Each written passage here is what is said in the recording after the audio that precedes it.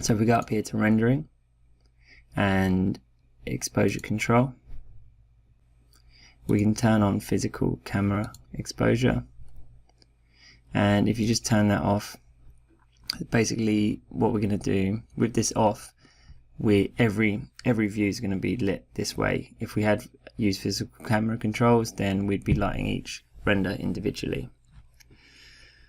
So the exposure value of 6 is pretty good. You can see what happens if we pull this down and up. So this is how we can actually control our exposure. But if we leave it on 6, if I turn it off and on, you can see what's actually happening here.